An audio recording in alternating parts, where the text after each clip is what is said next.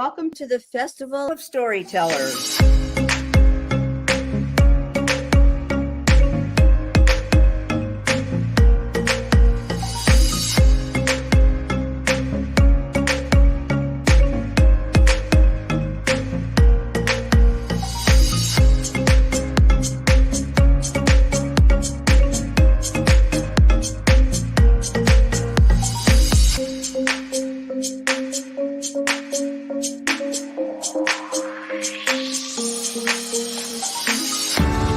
I can't tell you how excited I am to be on right now. It's been a couple of weeks of excitement, getting prepared, and I've done a lot of things in my life, but this has got to be close to the top. Thank you, and ReadersMagnet, and thank you, John, for putting this forth and taking the chance on us authors in presenting this out to the world. I've enjoyed this immensely, Joanne. Ellie, so have I. Thank you for who you are, and thank you, ReadersMagnet. You all are beautiful, and you've worked so very hard, and we are blessed. We are. I thank everybody that's involved with this process, because we know writers need readers and writers need publishers. We thank ReadersMagnet and everybody that's involved. I love ReadersMagnet. They say, we share your stories with the world.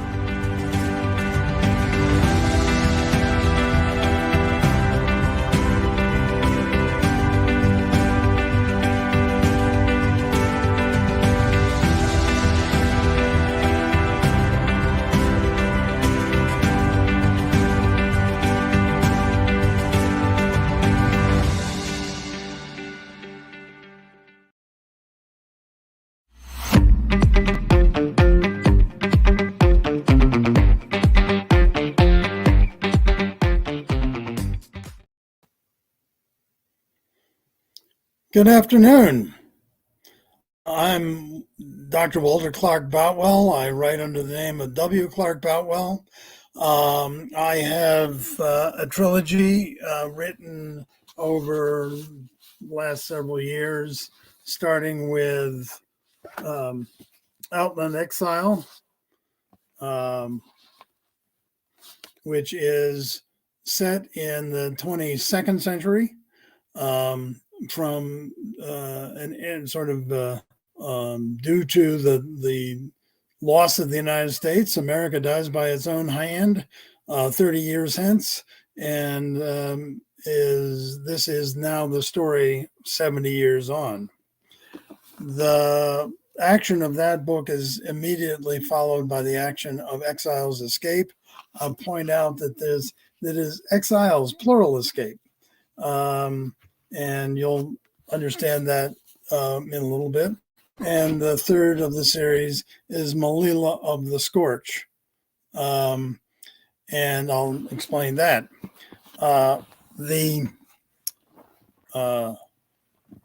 idea of the series, which I call Old Men and Infidels, is a single arc.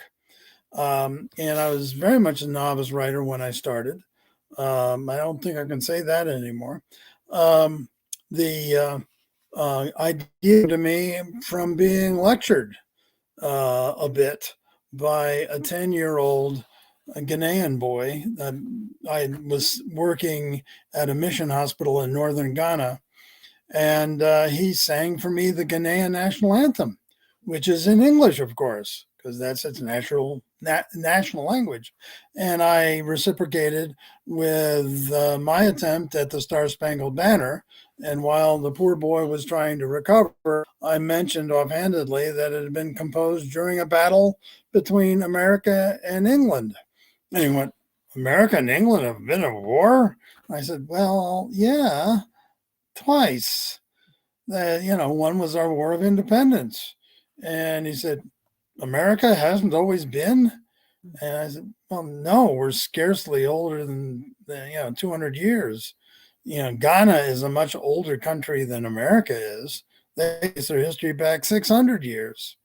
I said, but, I remember, come to think of it, both Ghana and America have been colonies of England. Ghana's never been a colony. I went,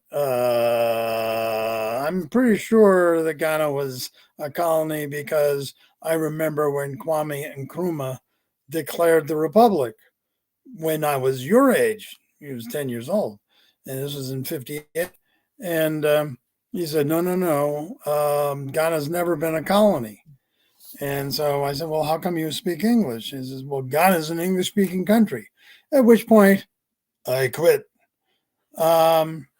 What got me interested is why should a 10-year-old who's actually living with his grandfather and his parents, but they all must know that Ghana was a colony of England, or at least why they were speaking English. And it just boggled my mind that he didn't. My thesis is because of the physical age of the country. Young countries, and Ghana has to be considered a young country. Its average age is 22. The 22-year-olds and below can be taught anything, and they have no stories of their own from which to determine truth and fiction. Whereas try that in a country that is steeped in its own history, and you'll get nowhere. They'll say, you're a liar. And then they'll say, see, you're a liar. But the interesting thing is Ghana, at the end of the Second World War, the average age was 45, I think. Excuse me, the average life expectancy was 45. And it's now 68. And all of this is good stuff. It's Western medicine, Western improvement in food production, Western intolerance to war. All these things have been good, but the natural outcome of it is to produce a country that is getting older and getting younger. So the world is getting older and younger. I was trying to imagine what would happen in the United States if we somehow divided ourselves into a country that was very young and a country that was very old, and kept them that way for a while. So I invented the unity, properly the democratic unity of North America, which is just this sliver of states east of the Rockies, from the Savannah River to Maine, and not all of Maine. And the RSA, the Restructured States of America, is everything kind of in the eastern side of the Mississippi to the crest of the Rockies, because the West Coast has been lost to its own reason.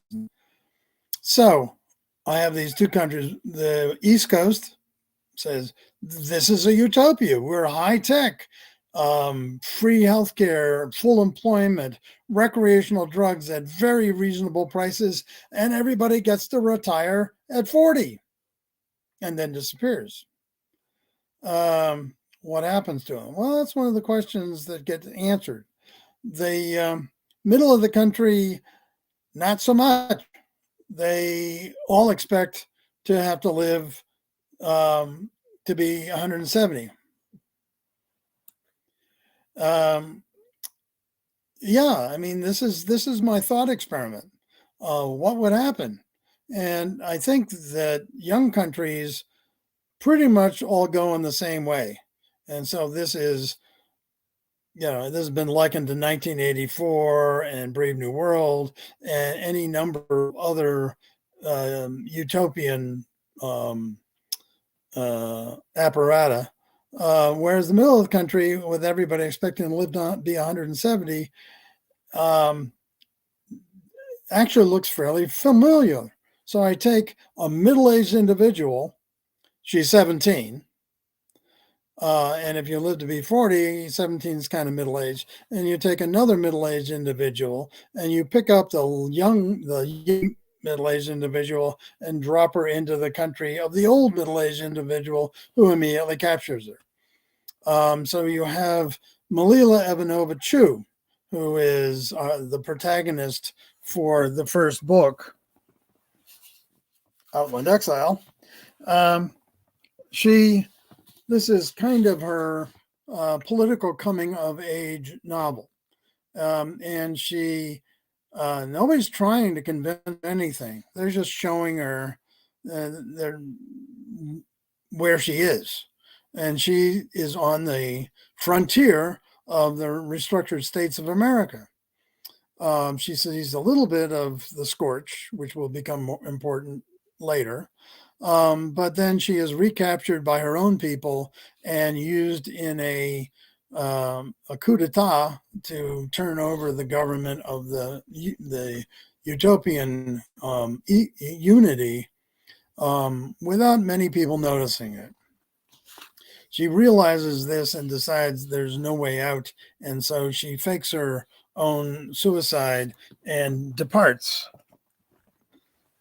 The second book, I point out, this is plural. There are lots of exiles. Her captor in the first book is, supposed to be fairly creepy. She's 70 years old, but he looks about 40, but she's never seen anybody. And he's got tattoos all over his body and on his face. He's got a beard, and white-haired. And she's just never seen anybody quite as creepy as Jesse Johnstone. And Jesse has a backstory. And you get, for in the middle book, Escape, you get to hear the backstory of Jesse and watch Malila understand what's happening she's trying to imitate Jesse, and she has lessons to learn before she can imitate him. And she's eventually successful, as is Jesse. The third book is War is Coming. The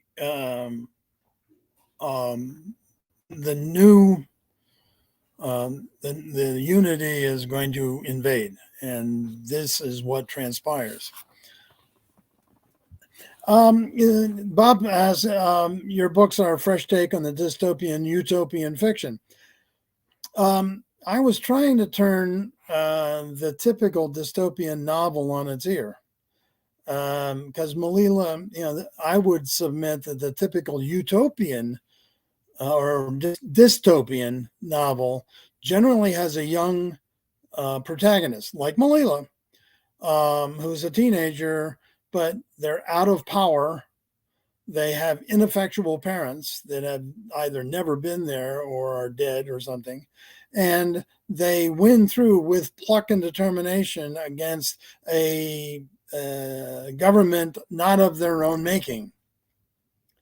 And that's almost a cliche. Whereas Malila is in power. She's in the power group. She doesn't have any parents, but nobody has any parents. She doesn't think she needs to be fixed.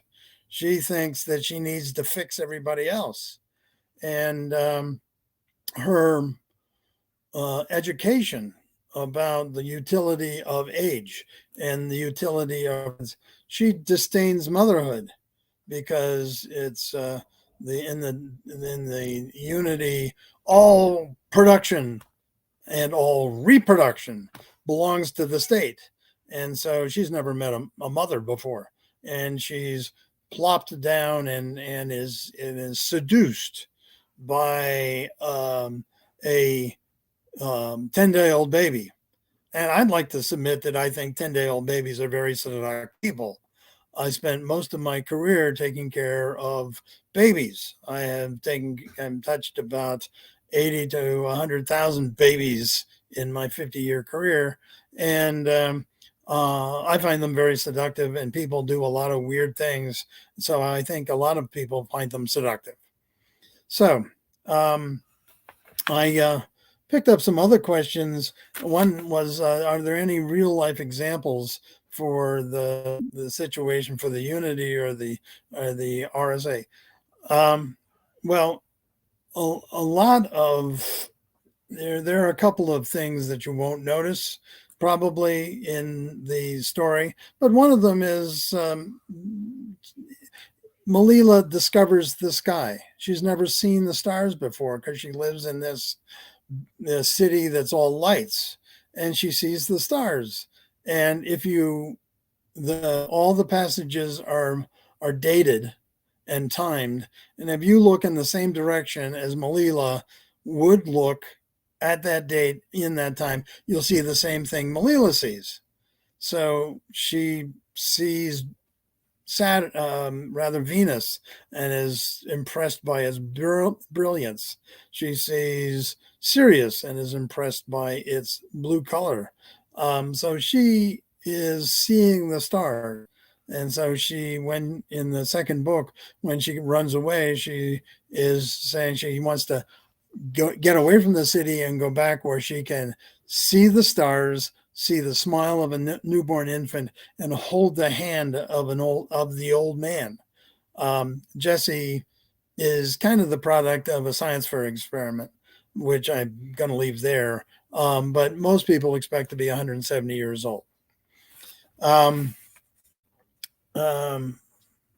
What advice might I give to a new writer? Surprisingly, and this is hardly my epiphany, but the job of the writer is to write. That translates to me to be trying to knock out 500 words a day and stopping, and then going about my business. It doesn't matter if it's good or bad. I do a lot of writing that I subsequently throw away. It's like building a building. You build a building and you have scaffolding and the interior and the exterior so that you can get to the building that's under construction. And then you start editing and you reduce all the scaffolding. And so all the stuff that you've written laboriously may be thrown away. Doesn't matter. It matters. The writing process may need scaffolding. The editing process you're doing for the reader. The writing you have to do for yourself, but the reading, the editing, you have to slim it down, tighten it up, make it as dedicated to the reader as possible. That also means that the phrase is kill your darlings. The stuff that you find just fascinating. And it has even a point, and you put it in and you go back later and you realize, no, this does not move the story forward. It's still wonderful writing. It's still a lot of fun, and you still need to get rid of it. I have a folder of what I call fragments. And so I've got dozens and dozens of fragments that I promised myself I'm going to pull up and do short stories. I have Ethan ask, it would be interesting to observe behavior patterns if one country is exclusively for old while the other is composed solely of young. Well, that was what I was trying to do. The problem is the experiments have been done to a large extent. You look at countries, the Democratic unity. This is not Republican Democrat. One of the things I absolutely did was I tried to put this as far away from factional politics as I could. I started writing in 2013. So a lot of the foo-for-all was not part of this. And I tried to push it as far away as possible. So I'm writing in 2126 to 2130. But think of the countries that use the term democratic. Are any of them democracies? No, not one. So people use like People's Republic. The people don't run the republic. The democratic, the democratic unity is a joke. It's neither democratic nor is it a unity. Even as there should be continuity in the passing of knowledge and exchanges of experience in order for a community to survive and prosper. Yes, that's why you keep around old geezers like me, is that you have you have people that can say, well, in my day, there was such a thing as segregation. And it was a real part.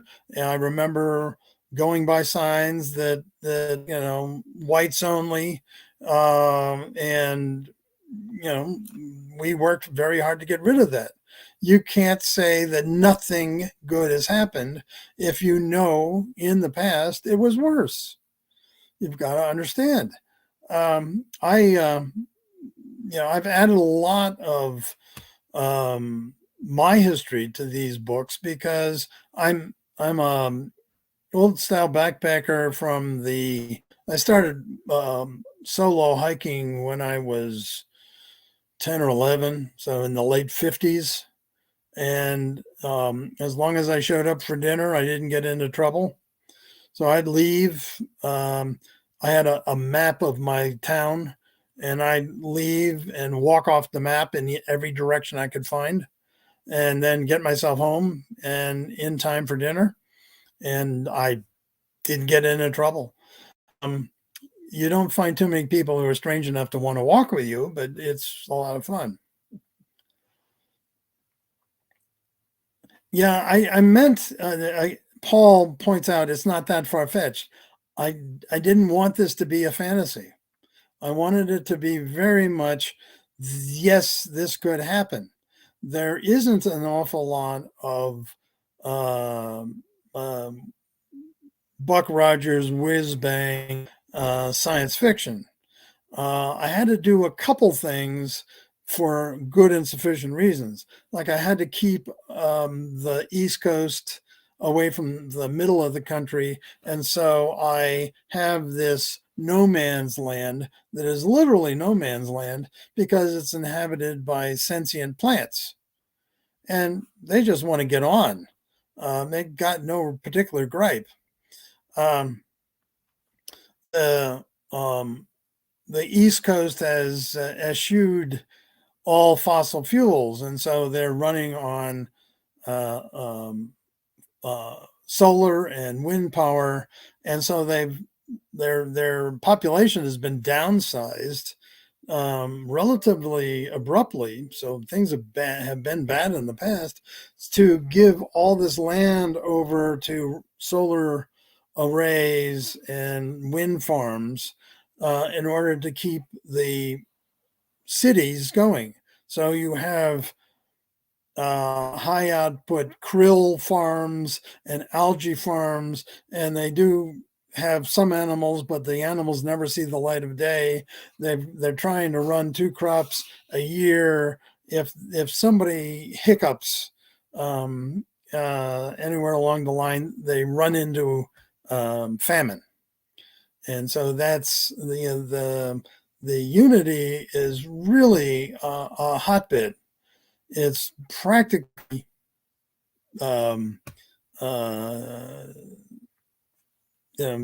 it's living from hand to mouth.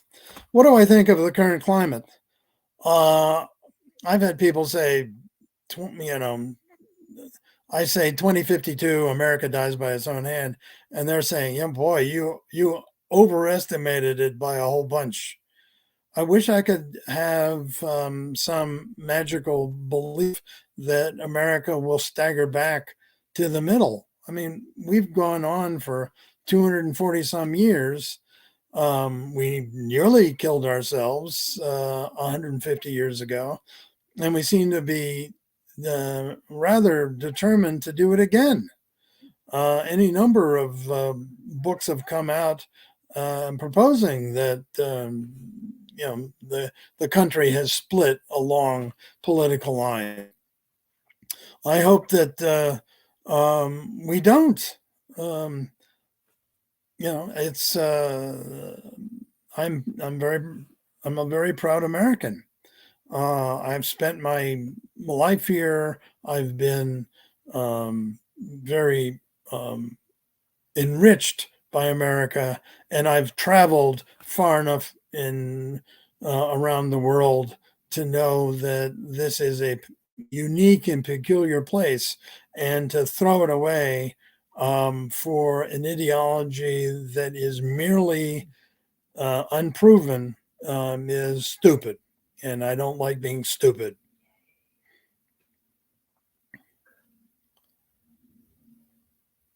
"200 years is not that long in the grand scheme of things, isn't it? I just hope things get better soon." I quite agree with you. When you look at republics, and just look at republics, we're pretty elderly when it comes to republics. Most republics by now have dissolved in anarchy and have gone on to be taken over by a dictator or an oligarch or something like that. America doesn't have a lot of things holding us together. We don't have a common language. We don't have a common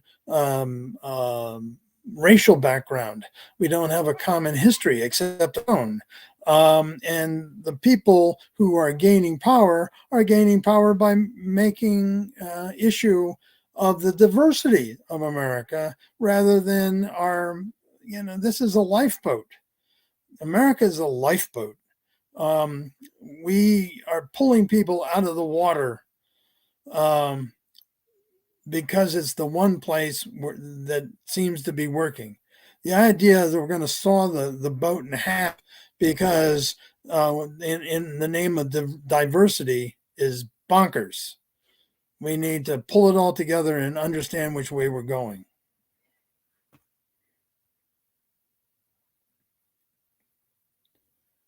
Oh,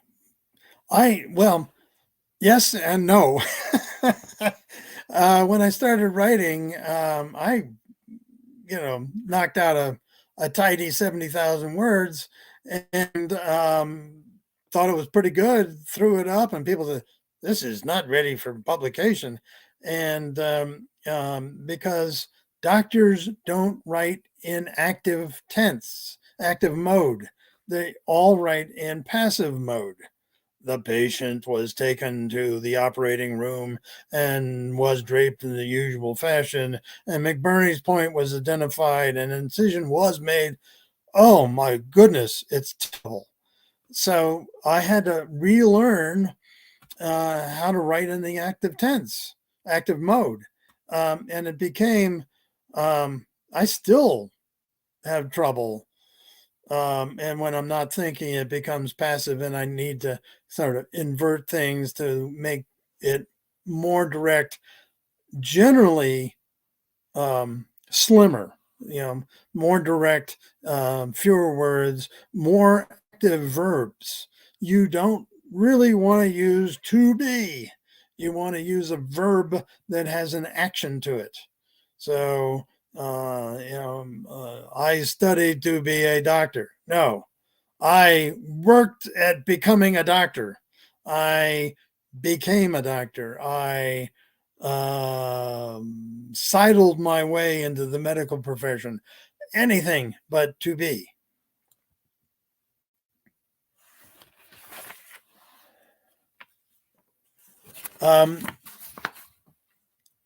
Favorite parts. That's difficulty, because I think most authors reread their books. I sure do, and it's always the favorite's always the one I got in my hand. I didn't answer the other half of that question though. Is does my knowledge of medicine help? Oh, indeed, of course it does.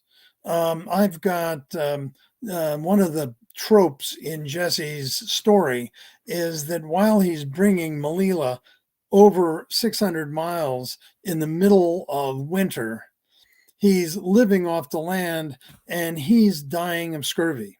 And he knows he's dying of scurvy. And he knows that if he doesn't give his portion of vitamin C containing material to Malila, all of his efforts in bringing her home won't be good enough. So he's getting stupider, and he's getting scabrous, and he can't, his teeth hurt, and he's swallowing his food whole because he can't chew it. And every place he goes, he's looking for, something green to eat, because he's so close to the line. he comes in, turns her over to his boss, because she's a prisoner, turns her over to his boss and is immediately invalidated to a hospital. Remember, vitamin C wasn't really understood until the early part of the 20th century, and whole wagon trains went west and died because they ran out of what was vitamin C. So this was not hypothetical in the least, and the symptoms that you see are accurate.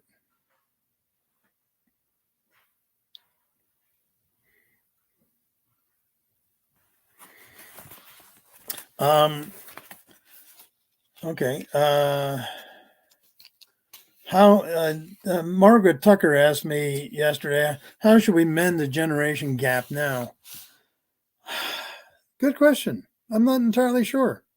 I think the point you need to know is in the 50s and 60s, the American family was atomized to father, mother, children under one roof, no grandparents. The economics may be bringing that broader family, grandparents, aunts, uncles, together under one roof because of economics.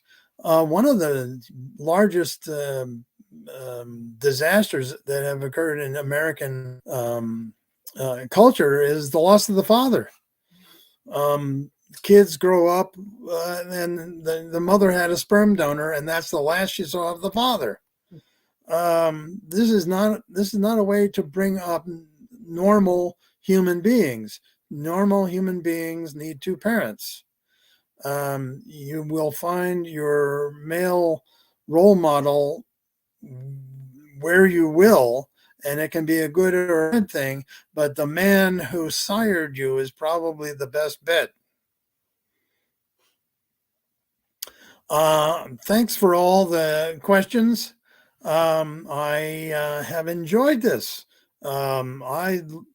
It's a dangerous thing to ask ask an author about his books, because he'll talk about them. Thank you for all those who hung on and listened to me blathering on. Please buy my book. Outland Exile is very expensive. The Kindle variety costs almost $1.